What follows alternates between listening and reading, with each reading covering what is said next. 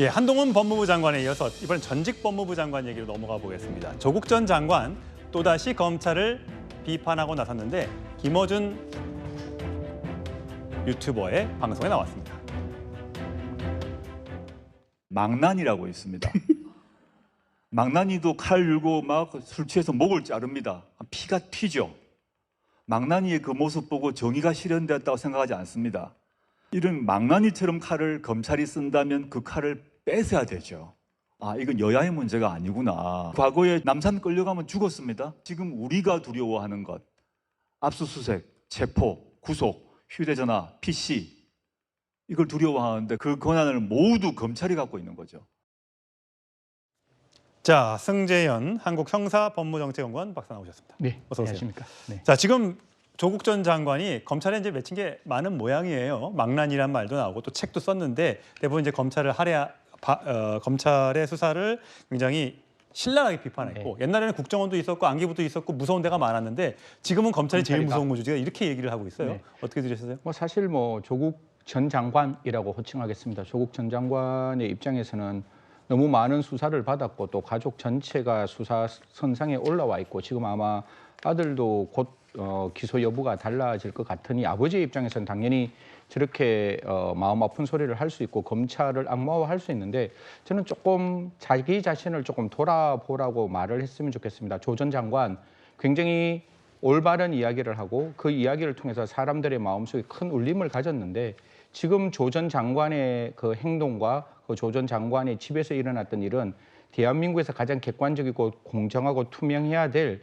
입시와 관련된 여러 가지 논의에 분명히 쟁점이 있는 겁니다. 사실 대한민국이 절대로 건들 수 없는 게 저는 대입학력고사의 공정성과 투명성이고 이걸 건드리는 건 영린을 건드리는 일인데 그런 부분에 대해서 과연 법원에서 분명히 허위로 만들어진 서류에 의해서 조민 씨가 지원을 했고 지금 그 부분이 대법원 확정 판결까지 났음에도 불구하고 또 자기도 지금 1심 판결에서 유죄 판결이 났음에도 불구하고 최강욱 전 의원의 재판에서 그 자체가 증거 능력이 있다라고 이야기했기 때문에 제가 봤을 때 2심에서도 조 전 장관에게 결코 좋지 않는 입장에서 과연 저런 이야기를 이야기하는 것이 과연 그 둘 아들과 딸에게 아직 기소 여부에 대한 판단이 남아 있는데 어떻게 영향이 미칠지는 조금 조심스럽다 이런 말씀드립니다. 예, 본인이 이제 법무부 장관 시절에 검찰 개혁을 하지 못한 것에 대한 굉장히 후회를 하고 있는 것 같은데, 자, 망나니의 모습을 보고 정의 실현됐다고 생각을 하지 않는다.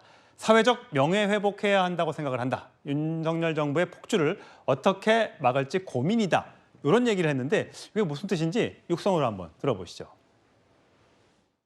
친구와 동지들이 여러 가지 제안을 하고 있는데 연말 연초까지 2심 재판이 계속될 것 같습니다. 사회적으로 명예회복을 해야 된다는 생각은 하고 있고요. 그걸 어떻게 해야 될 것인가 하는 고민이 있습니다. 2019년 사태 이후로 검찰공화국 대한검국이라는 것이 만들어졌고 윤석열 정부가 들어서서 극으로 달리고 있지 않습니까? 그러면 이 폭주를 어떻게 막아야 할 것인가에 대해서도 많이 고민을 하고 있다. 이런 점만 말씀드리겠습니다.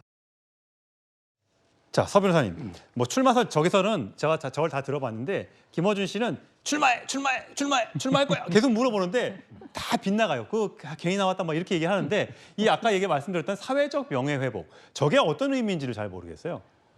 지금 이제 아마 항소심이요. 예. 연말까지는 이게 끝날 것 같아요. 근데 대법원에서 뭐 크게 바뀔 일이 없어요. 이번에 최강욱 의원이 될 수도 있게 대법원에서 전화배치 판결이 나왔죠. 더 이상 전화배치에 이제 나올 게 없기 때문에 저는 사실상은 이제 그 마지막 판결로 보고요. 그렇다면 이게 제가 볼 때는 상당히 구속 가능성이 저는 상당히 높아 보입니다. 2심에서 이미 1심에 2년을 받았잖아요.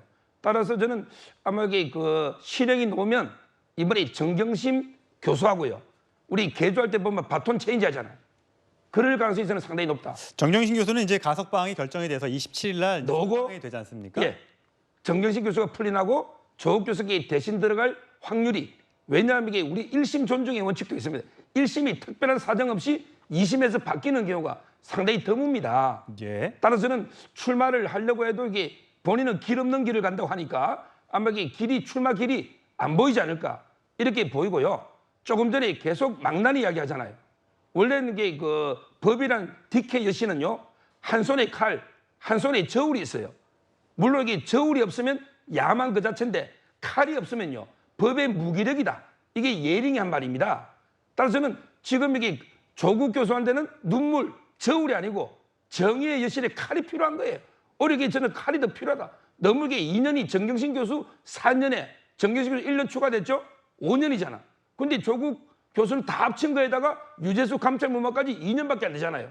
이게 저는 오히려 망나니가 아니고요. 오히려 이게 좀 저는 칼이 더 필요하다. 이렇게 봅니다. 뭐 아직 항소심이 열리고 있기 때문에 미리 뭐 몇 년을 받겠다 뭐 이거는 서 교수님, 서 변호사의 개인적인 의견을 생각하시고 저 장 변호사님 보시기에는 조국 전 장관이 출마를 뭐 할 것 같습니까? 정치를 할 것 같습니까? 저는 하지 않을 것 같습니다. 예. 본인이 아주 수차례 강한 어조로 이 방송에서도 아니라고 이야기를 했고요. 물론 어떤 여지를 남기는 듯한 워딩들이 조금 나오긴 했지만 지금 항소심에서 실형이 나올 수도 있는 상황입니다. 1심에서는 이미 2년형이 나왔기 때문에요. 다만 검찰과 관련한 이런 지적은 귀담아 들을 필요가 있다고 봅니다. 저는 여야 정치인, 대한민국 국민 누구도 조국 전 장관 일가처럼 수사받아서는 안 된다고 생각합니다. 예. 사모펀드에서 시작해서 입시 비리까지 전 망라하고 저인망식 수사하는 거 하나의 표준이 돼서는 안 된다고 생각합니다. 그렇기 때문에 국민의힘에서도 만약 누가 집권을 하게 되든 검찰과 관련해서는 무언가 개혁을 해야 될 필요가 있지 않겠느냐라는 이런 의견이 나오는 걸 좀 검찰도 새겨 들어야 될 겁니다. 예, 과연 조국 전 장관의 거취 많은들이 궁금하고 계신데 과연 내년 4월에 출마할지 여부는 좀 더 지켜보도록 하고요.